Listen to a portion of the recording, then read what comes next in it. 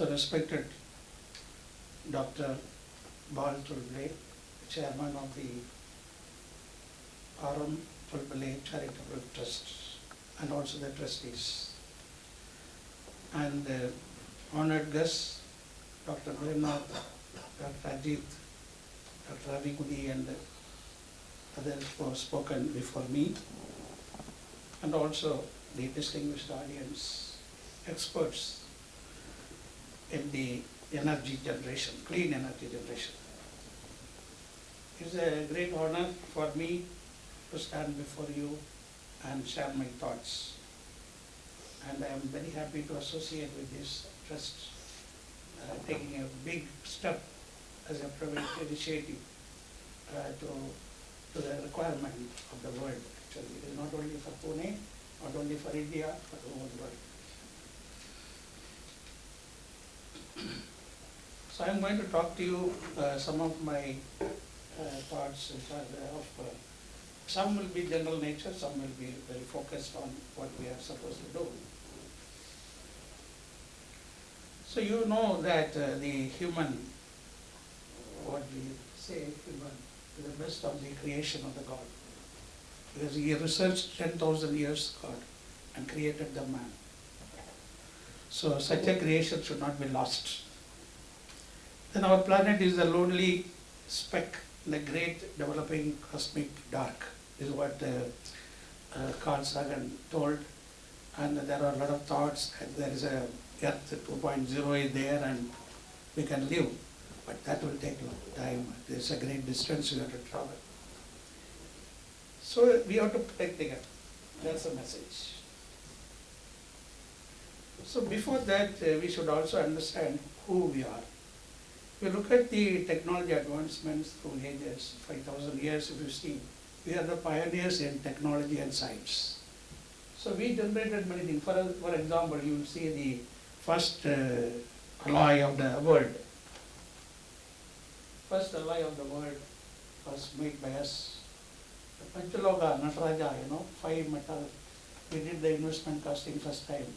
The Europeans and the Americans came to know about investment casting only recently, and we did thousands of years before. The pillar, what you are seeing, that pillar in Qutub Minar, nearly 3,000 years old, there's no rust. Many metallurgists have studied and they could not find how there's no rust in the wrought iron. So like that, first we made the first rocket. The Chinese found out the chemical, that is the gunpowder, and tried to use it in the arrow. We were the first to make in the world a rocket, in the principle. In 1792 war, Tipu used more than 6,000 of these rockets and defeated the British. The British ran away. After Tipu was killed in 1799, they stole, they took away 10,000 of these rockets, and then they studied rocket technology in Europe. Then we lost. After 1500 AD onwards, the European took charge of the whole science. And we were slaves. Industrial Revolution came, we didn't participate. And economic progress in the world, World War I and II generated a lot of technologies. After the World War II, during the Cold War, technology advanced very much. And the world has gone from Stone Age to biotechnology, nuclear age, and also the now recently the modern technology and convergent technologies, and in between space age also. So we are now talking about the industry 4.0. That's a time we have reached, and the world wants to see that big countries are economically progress. There's an economic war is going on. So when you talk about economy, then associated with that problems also start. So the future, there are some things they are going to dominate. One is the speed hypersonics and beyond hypersonics. Cyber-physical systems, the industry 4.0. Then molecular biology, human-machine interface, space resource exploitation from asteroids and other planets. And transhuman, how do you operate systems through mind? Then net zero carbon, because these are the technologies which are going to dominate in the future. So what we are doing currently, if you see in the science and technology side in India, if you look at it, we have the green revolution has given us food, 300 million tons of grains we make, and we have got a target of 400 million tons using the precision farming, using space technology. And then white revolution, we are the largest producer of milk in the world. Then power generation, that's our main thing now to concentrate, because we are not producing enough power for our requirement.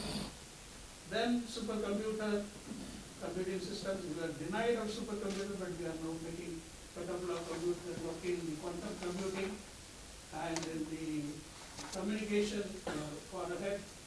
We are making our own processor. IIT Madras has made the Shakti microprocessor, which is a very important development. Then IT and ITS, we are generating 290 billion. Last year we have made.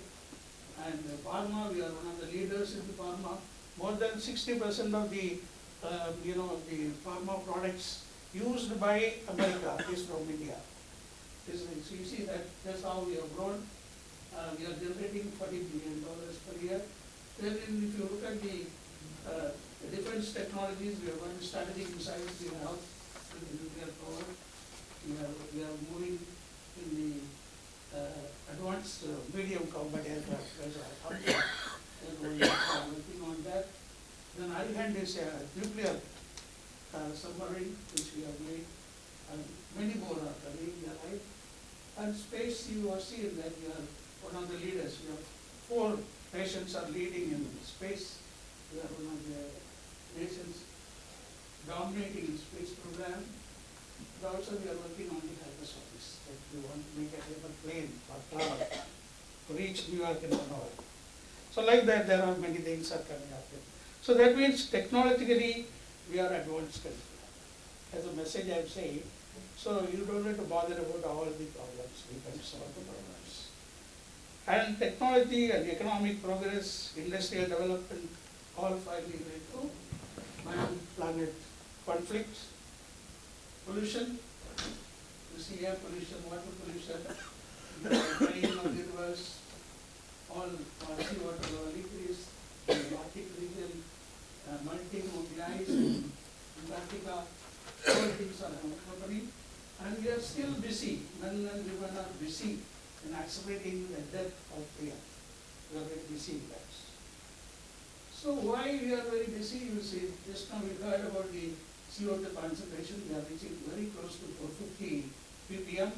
What does it mean? When that rises, the heat is contained on the earth. Heat is not dissipated over the atmosphere. So today, humans are generating 51 billion tons of carbon dioxide every year. 51 billion tons. And we must reduce. So we are very busy in cutting the trees. Though we say that trees are to be planted.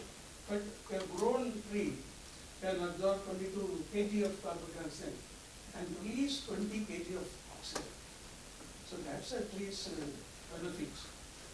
So if you want to see that the earth does not go to the cancerous stage in another 50 years, we need to plant 40 billion trees. We need to plant.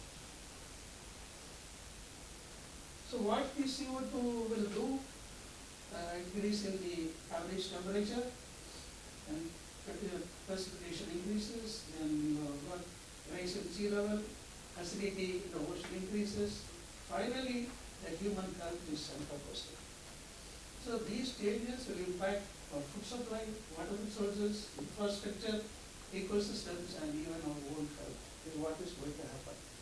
So we are moving towards that, and the temperature, if it rises to 4 degrees, water level will increase, and the coastal cities won't be there. You see that how Chennai city will be in 2001, but you can see that. We have to go only by boat, no cars can go. And all New York, many of the Mumbai, these cities are going to be having water inside. So we need to act fast, and we have to plug the hole over there, nothing else goes on hole. So situation is very much alarming. So that is why you know Dr. Abdul Kalam, the last day of his life, 27th July 2015 at Shillong, his topic was how to make our planet more livable. See, that man has thought that we should talk about that, to invite the people, invite the students. So, vision for livable planet here is a, and in that direction, the first is taking very good step you initiated. We appreciate that. We want to congratulate you for the work you are doing. Now, what is the solution? Solution is science and technology. Just now, we spoke about it. So we need innovations, new innovations and entrepreneurship to see that we are making competitive product at the same time without damaging the environment. Better environment we need. Generally, sustainable development can come. So science and technological innovations can affect the most fundamental changes, the ground rules of economic competitiveness, and at the same time protect the environment, resulting in sustainable development. So we understand we need to do innovation. Okay. So what are the things we can do that? We need climate, clean air, drinking water, hygiene, green energy, herbs and native medicine, biodiversity, all have to come. So that only will protect the nature, that will be there. With all biodiversity and ecosystem, life support will be full, environment will be protected, and we live in peace. So that is what we need to do that.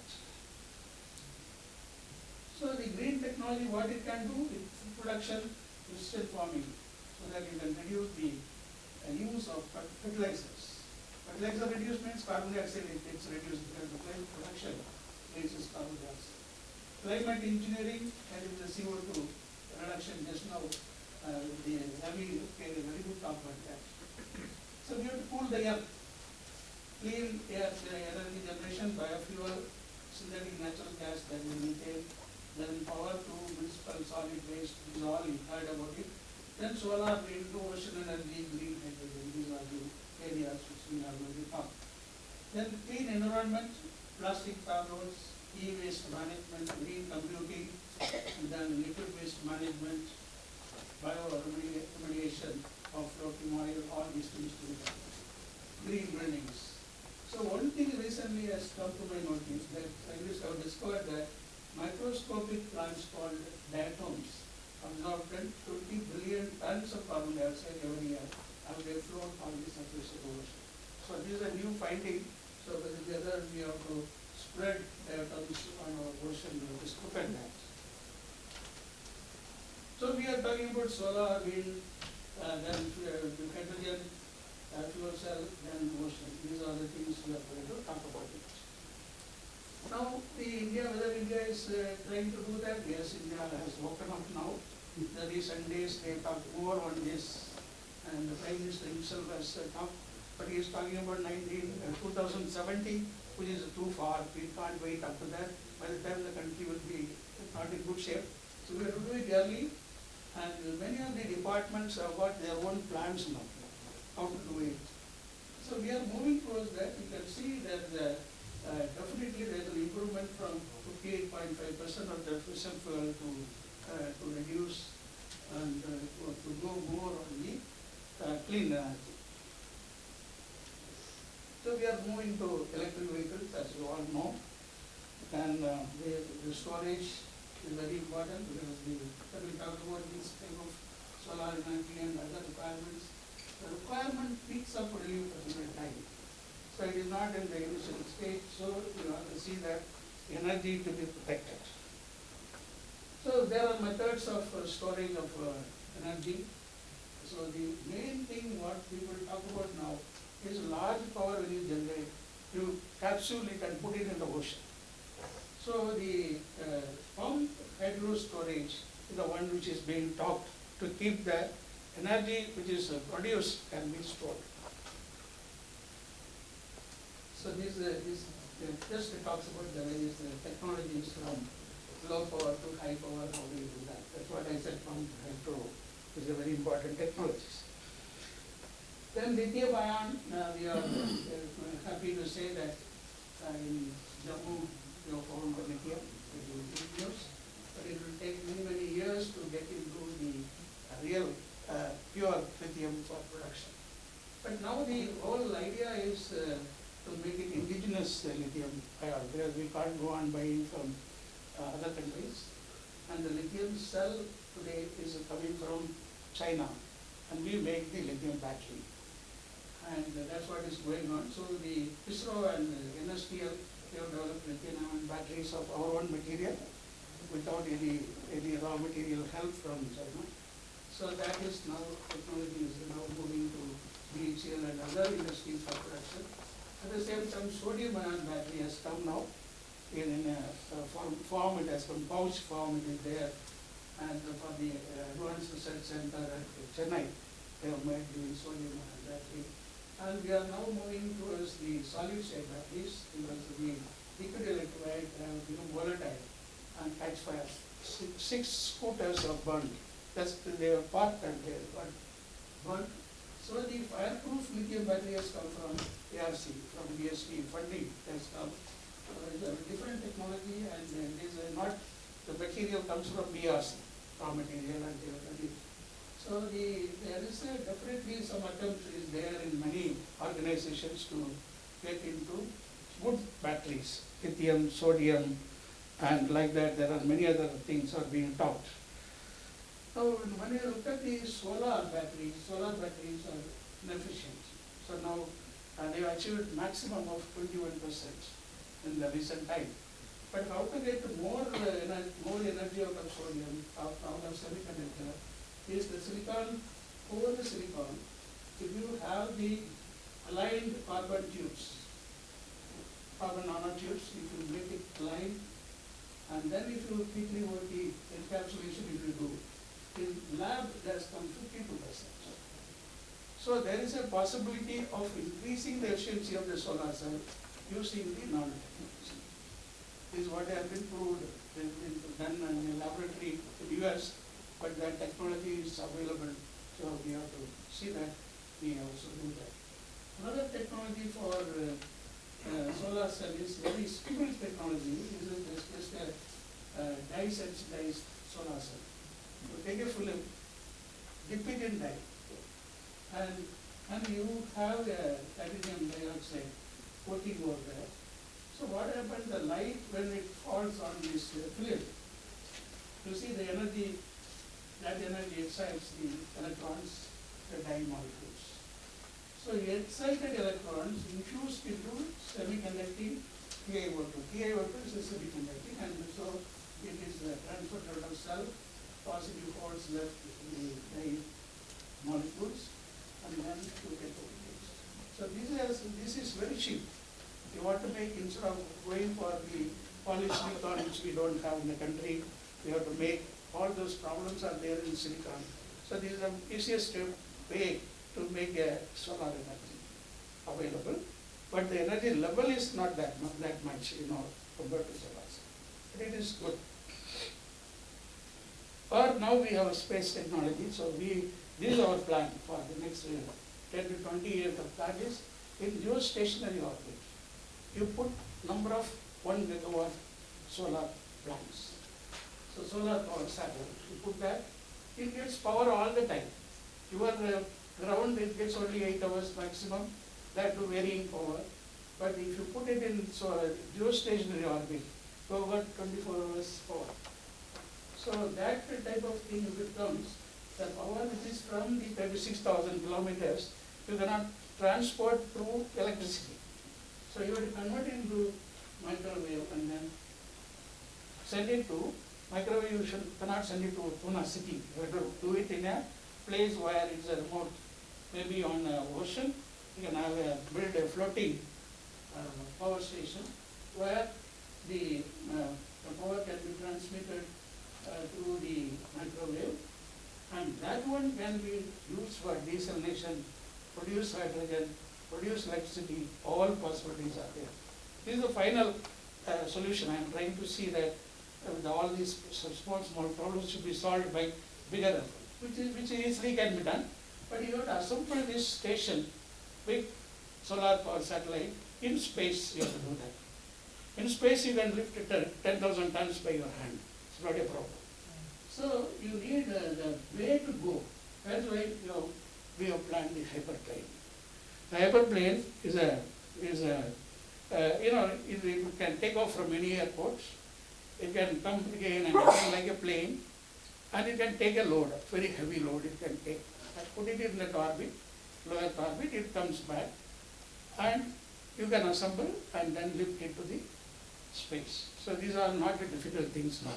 It looks as a Hollywood type of imagination, but no, it's very easy to do that. So now the hydrogen energy, we talk about the green, blue and green, gray, blue and green. Green is the one we want, this is all you know. But the main thing is the hydrogen, when it is produced, green hydrogen, the cost is high today. It is more than $2 per kg. So there is a way needed to make green hydrogen cheaper. This is what is very important. This shows the color code. There are several types of hydrogens. Gray, blue, green. We just what is the process, what is the source written there. Then there is the yellow hydrogen and solar energy. And used for electrolysis, which just now I talked about that, which is a cheaper one. And then this process converts hydrogen to natural gas and pyrolysis. Then hydrogen, all these things are possible. But what we want is green hydrogen cheaper. So 96% of hydrogen production, common feedback is fossil fuels with natural gas. But what we want is a different thing. That is cheapest and most standard way to produce hydrogen is through thermal process. Okay, hydrogen, green hydrogen, you use the green power and then produce hydrogen for different use. These are known to you. You are specialists in that. I am not a specialist, so I don't want to describe much. And this is a country which is very strong in oil country, Saudi Arabia. They are forecasting that their oil will not be used and their economy will go down. So they are putting some $7 billion they have invested now to create the hydrogen, new hydrogen production from ammonia. The route they are taking is green power, try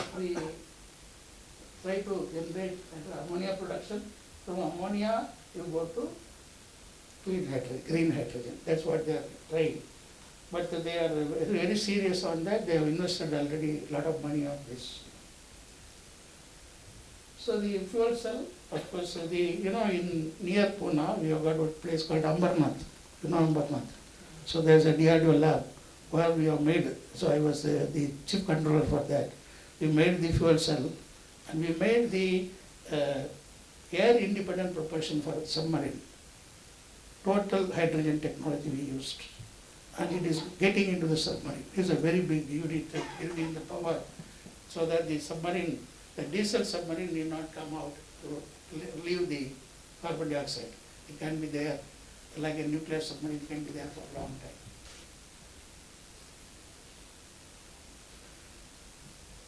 So bioenergy with carbon capture and storage. Then decarbonization, we had a very good presentation by Ravi. So he described much more. These are very small presentation that I did. So zero emission power plants. So this proposal we gave to the Tamil Nadu government, which has got 11 thermal plants using the coal. And so we told them that how we can capture the carbon dioxide and convert into methane. So another big energy source is the ocean, which normally we don't talk about it, but I can tell you that the ocean is a very important thing. There are projects where the temperature difference, the thermal energy, there are people are working on that. The temperature, at the surface is very hot and go down, it is very cool. So that temperature difference can produce the energy. So tidal energy, a lot of experiments have been done, wave energy experiments have been done, pilot plants have been made, but they are not very successful. And this one is going to be very successful. These people are working on that.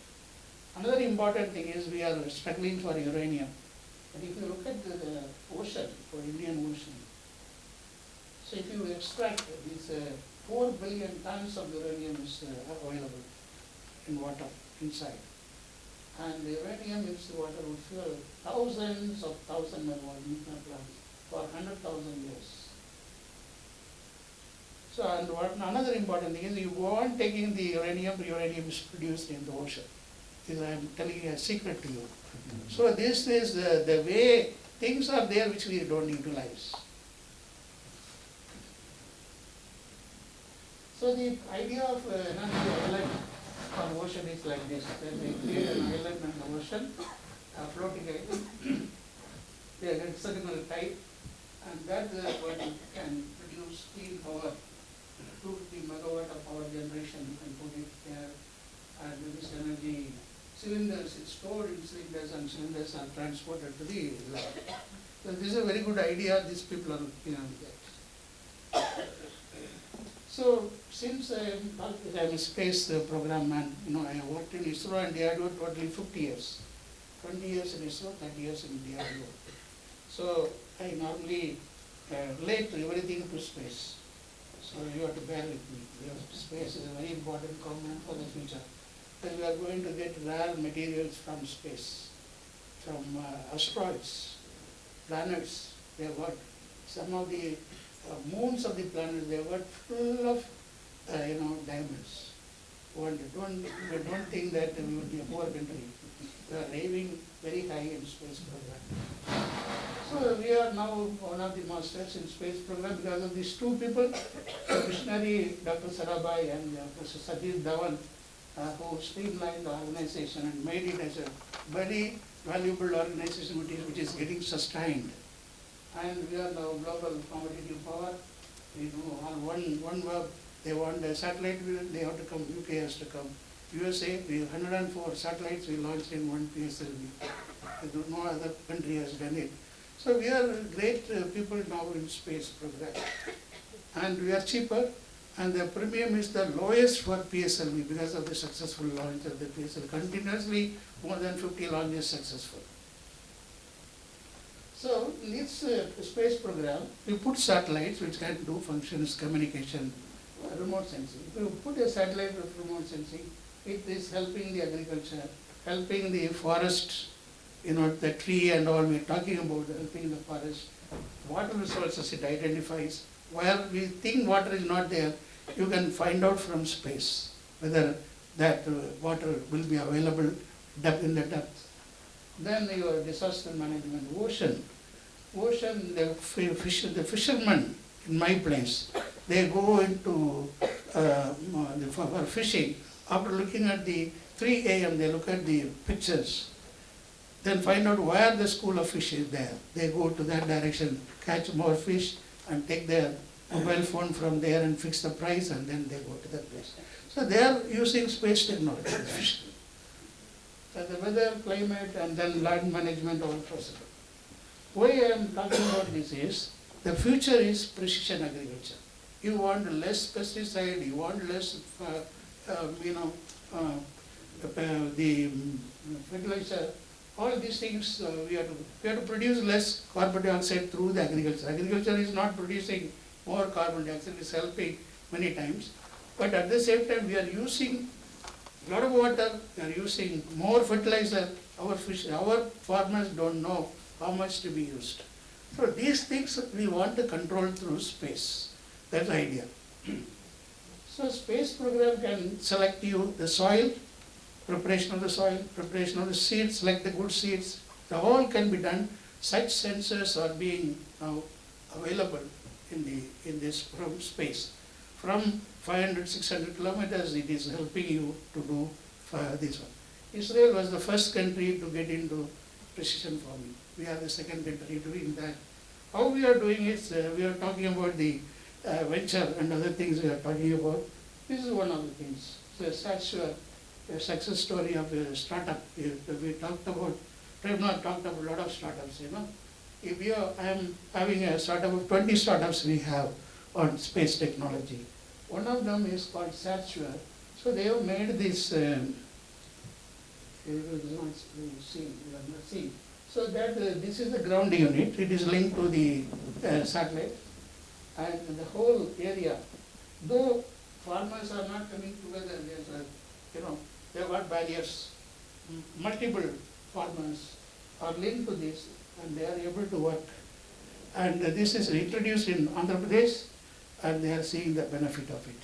So, but it is needed to be, you know, spread over many places. This is a very successful startup. They use robotic technology, they use artificial intelligence, they use space images, everything they used and they have found out, including the farmers' insurance is coupled with that. So they have done it very nicely, they have done it. It is a very successful program. So we are going for a human space program. Whatever I said that we'll be doing it later, all leads to all. The first necessity is we should have a man in the space. So we are going for it. Next year we are going to put the man in the orbit. And subsequently we are going to build an industry on the moon. Why moon? Moon has got a new source. We have talked about so many things, hydrogen. There is one source called helium-3. Helium-3 is a non-radioactive nuclear material. 100 times better than uranium, no radioactivity. So this is available in millions of tons on the moon. Okay. So now we have to extract this helium-3 from the moon and make it in the helium bottles, bring it to the earth, and then do this. So the people who have gone there in an Apollo mission, they have brought samples and they have found out helium-3 was there. And based on that, they have done all the experiments how helium-3 can be used for producing energy. They have found the results are very impressive. Now there is a helium-3 club has come, and in the club we are talking about how to share information between the countries. So this is going to be a very important development for the future. Maybe after 10-20 years, we will be seeing helium-3 lighting the whole world. And not only that, moon is the best place for our launchings, future. We are going to have the launch pad on the moon. Why? The gravitational force of the moon is 1/6 compared to the Earth. So you need only a smaller satellite to take, a smaller launch vehicle to take off. So there is going to be a station. And anyway, we have to bring back all the helium-3, we need a base there. So this is going to be our future program of in the space and also for the energy, helium-3. Helium-3 is available only for fusion technology, whereas uranium is fission. So fusion technology, we are not very, IPR, Ahmedabad they are doing, there is a coconut already, but not very successful. So we have joined with other nations, 7-nation program, and we are building a 500 megawatt fuel, the fusion reactor in France being made, but we are funding with 10%. And what you see, the big structure is made by L&T, and all these vacuum vessels are made in Bangalore by an industry. So we are contributing in critical systems, we are contributing in the project, and more than 600, 700 engineers are working in France for building this reactor, and it is supposed to be ready in 2025. So this technology, which will be absorbed by the IPR, IPR is Institute of Plasma Research. They are absorbing this technology. So by 2030, we may be in a position to do our own reactor. So this reactor is essential if we want to use the helium. So these are related. So in the energy, if you see, we want to achieve security. First, the solar power technology to increase efficiency, minimize project risk, large-scale grid integration of renewable energy we will do, and develop energy storage solutions for enhanced availability. And also when we talk about the carbon emission, we cannot avoid the coal. We cannot destroy all the plants which we have put. So we have to use coal only, we have to generate carbon dioxide, but we should absorb carbon dioxide and convert them into methane. That solution is necessary for us. And then we are pretty well, no. Then we go for green hydrogen, have ocean resource, use the uranium available in the ocean. Futuristic, long-term solution, helium-3 from the moon, as fuel for future nuclear fusion power plants, and solar power satellites. So like that, this is the roadmap for energy generation in our country. Now industry 4.0 is coming with all these technologies. Somebody mentioned about these technologies, big data, robotic, then AI, augmented reality, additive manufacturing, cyber security, blockchain, IoT, system integration, all these things are coming, simulation. So these are mainly to find efficiency and productivity. But this is not the solution. What we need is industry 5.0. What is 5.0? Sustainable human-centric resilient industrial development. This is just to say you produce, again carbon dioxide only you produce. So what we need is sustainable human-centric and resilient industry looking at green solutions. This is 5.0, I am promoting industry 5.0 with a theme of green technology. So what we need is single vision for humanity, because we want to see the blue earth, we need a vision. What is the vision? Vision for humanity to save Mother Earth for the living of future generations must be greater than any other vision so far envisioned by any nation. All nations must come together to pledge. They do the pledge, they don't act, but they have to act on this vision. So then only you will see that carbon dioxide, the ozone hole over Antarctica should be plugged. Earth has to smile at you. Then you remove the debris which are there, that also big clouds are there. And then many generations, the sun, as long as the sun shines, another 5 billion years the sun will shine. 4.6 billion is its age. Another 5 billion it will shine. As long as it shines, Earth should be there, human source should be there. Then we'll go to another year, another star. Okay, so single vision for the humanity is to save the earth. So what India is doing today, see, India was the pioneer. We were the most prosperous country in the world. That's why all the people came to us. And you know how the prosperity came down, and India became very good. Because of rising population, because of non-participation in the industrial revolution, economy came down. All raw material taken away by the British, make their industry. Industrial revolution did not come just like that. With our raw material, all these things came. Now they are looking at how do we grow the industry, 91 was the beginning, economic the beginning for India. Now we are moving towards the developed India vision. I mean, it is not developed, status alone is not sufficient. We want green. So that's our goal. So can we do that? We have 800 million youth. Give them the skill to do that job. 8.5% GDP growth is the minimum to be sustained. We are now 6.9, we are struggling with that. But we achieved 10 sometime back. Now industry should make for the world, not for India. They should make for the world. That's the industry job. So the future, that is India, I am telling you. I am assuring you, in another 10 years, they are. So thank you very much.